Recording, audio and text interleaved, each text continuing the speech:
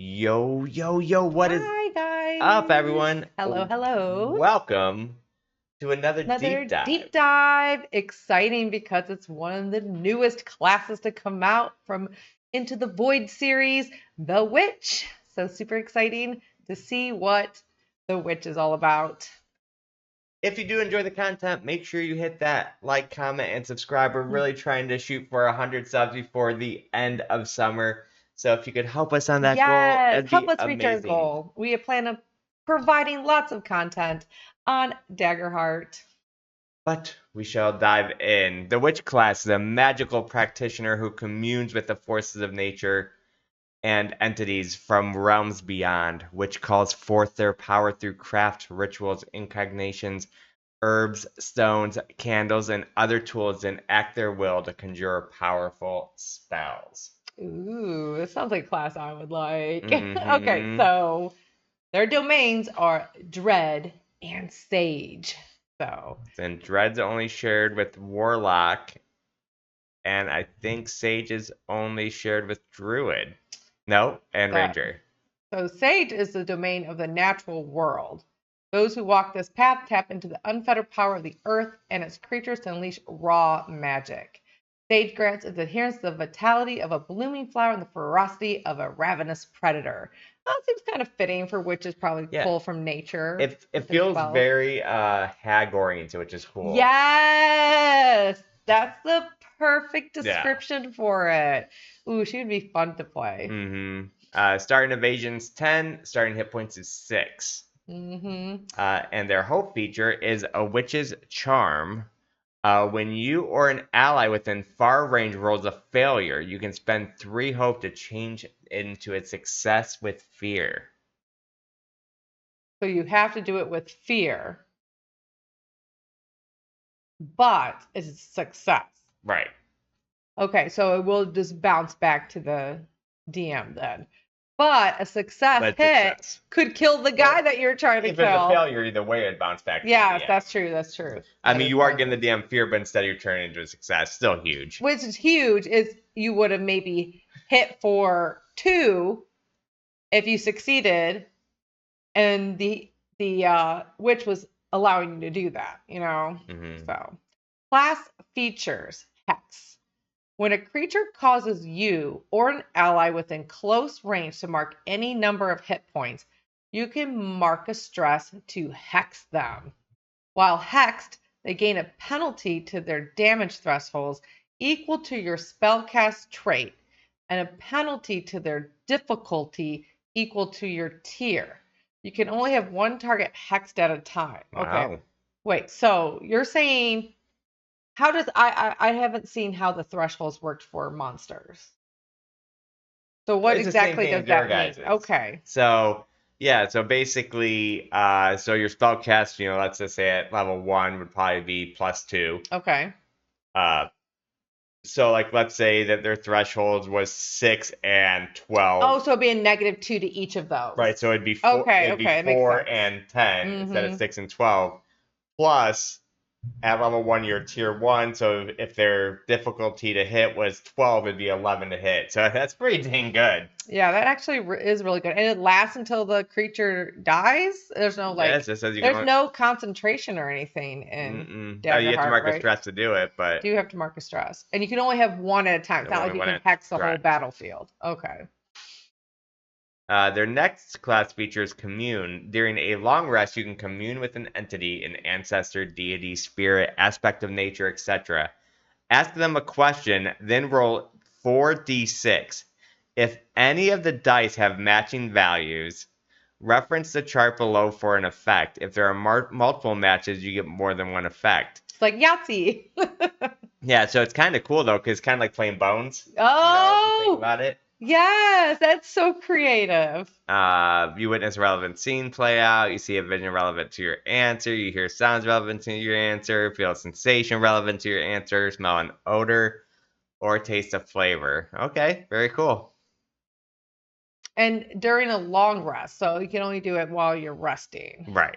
to try to find some stuff out, which you can get some really good information for that. I am curious though.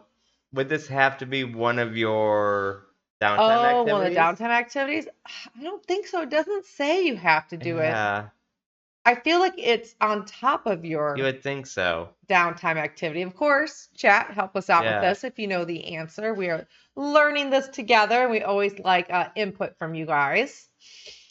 But yeah, I would say it would be a bonus to your 2 that you can choose. That's what I would think. I feel like I don't know if it's good enough to take one of the. your I don't think downtime you'd ever end up actions. using it. Yeah, if you needed hit points back or stuff like that. All right, so the subclasses, you could choose either the Hedge or Moon. And let's see. So if you're a Hedge Witch, the spellcast trait is Instinct. Foundation feature. You have Herbal Remedies. When you take a downtime action that requires rolling, you can roll twice and take the higher result. Okay. Get those ones out of the way, right? And you also have Tethered Talisman. Once per rest during a moment of peace. So they have a lot of stuff during rest, it seems Yeah, at like. least this is just any rest. Yes. You can enchant a small object and give it to an ally to tether to them. While a tethered ally holds this object, when they are hit by an attack, you can expend the magic in the totem to deal 1 hit point to the attacker. Ooh, that's Interesting. Cool. Want to do specialization Yeah. feature? So okay, so you don't be able to do that once, and okay, because you expand And the once magic per and rest. the Yeah, item. you're Got tethered it. to them. All right, so if you choose later on for the specialization feature, you can get walk between the worlds. Make a spellcast roll of 13 in an area containing 1 or more dead body. On a success, you can watch the last few moments leading to their death by bringing their surroundings of the past life to a spectral form.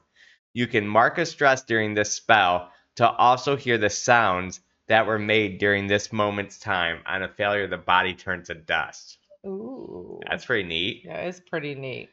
You also get enhanced augury, which increases the amount of dice you roll on your commune to 66. Oh, so you have a better chance to like match things. Your mastery feature, you have Circle of Power. Once per rest.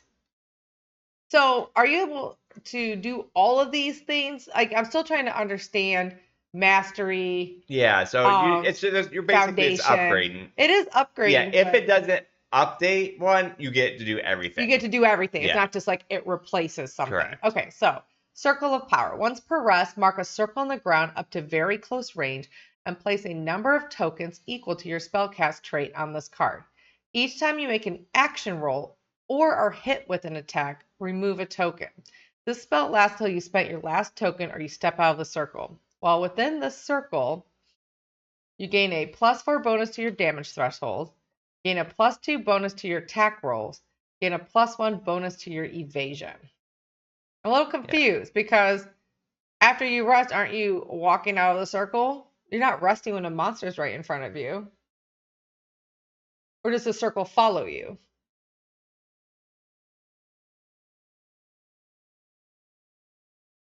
See what I'm saying? Yeah, I agree with that. I'm kind of confused with that. It's like if I'm resting, it's because the battle's over. You can't rest during a battle. Oh, well, I just think it's saying you can only do it once per rest. Like, you can do it anytime during that rest, but you can't do it again until you rest again. Okay, it just was weird when it said, yeah, the spell once per lasts till you rest. spent your last token or you step out of the circle. Yeah, because you mark the circle on the ground. Oh. It doesn't have to be while you're resting. So it could be during a battle. Correct. Okay, it's not. A lot of her abilities was during think rest. of it like ley lines. This is once per rest. Okay. So I think the first one sounds. If I was to play the first one, I'd play it more as a like a tarot card reader, a gypsy, I think that's how I'd play it more, like a fortune teller. Yeah. Or like a voodoo enchantress or something, because you can make it like the bones and stuff like that. Somebody who's into voodoo. So then the second one is the moon, which also goes on instinct. Foundation features Night Watcher. When you are in the moonlight, you have a +1 bonus to your spellcasting rolls. Ooh, interesting. Ire of the Pale Light. When a creature within far range that you have cursed with your hex fails an attack roll, they must mark a stress. Okay. How does stress work for baddies? Same thing. You have a 6, like, or do you have certain number I have of a certain stresses? number depending on the creature. And if you hit that stress, you go vulnerable, Well, like we do? Yeah, so I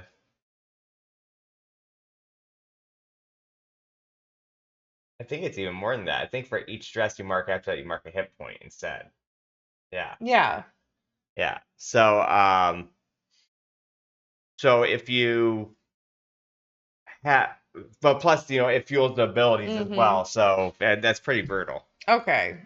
I just like, I don't ever see the perspective of the baddie. So, Right. We are on specialization Yep. features. Moon glow.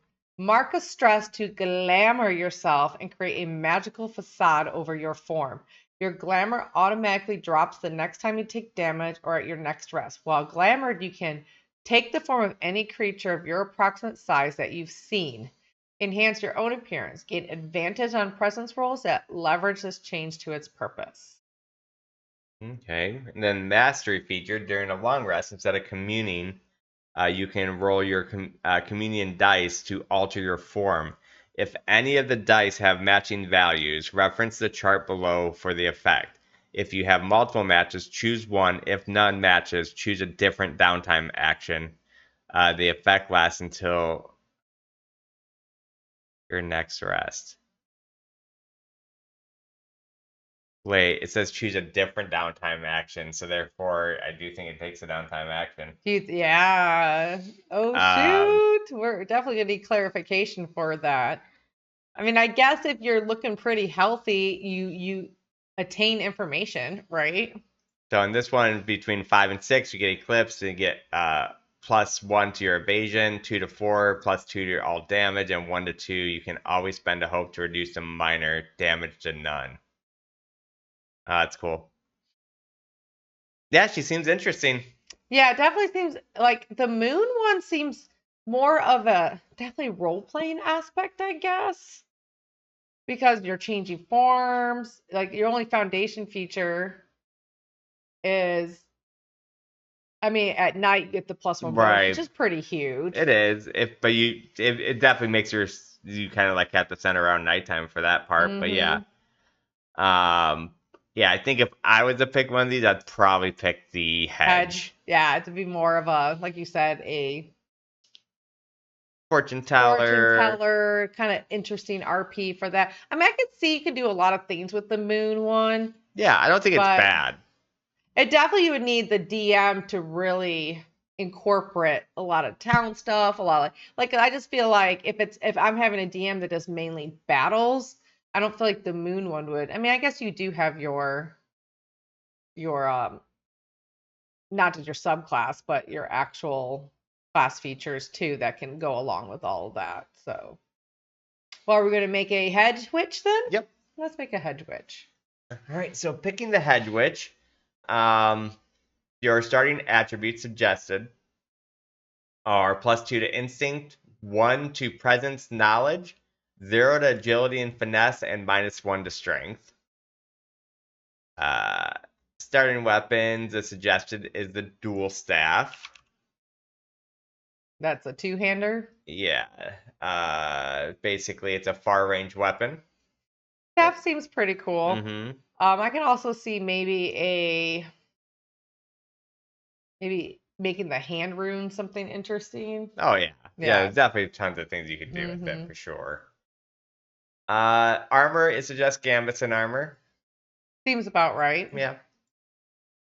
Starting inventory. All right, and then the big part. Take domain cards. So yes, let's see the domain first card is Blighted Strike. Make a spellcast roll against a target within far range. On a success, the target takes d6 magic damage using your proficiency. And the next time the target deals damage to an ally, it is reduced by 1d6. If you succeed with fear, the target instead takes d10 damage using your proficiency. Wow, that's really cool. It's almost kind of like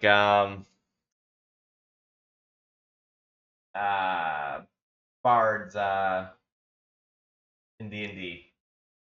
Their cantrip that they mocking Yeah, vicious mockery. yeah, vicious mockery. Yeah, when you hit something with it, they also their next Mhm. damage is reduced damage. So yeah, it's pretty cool.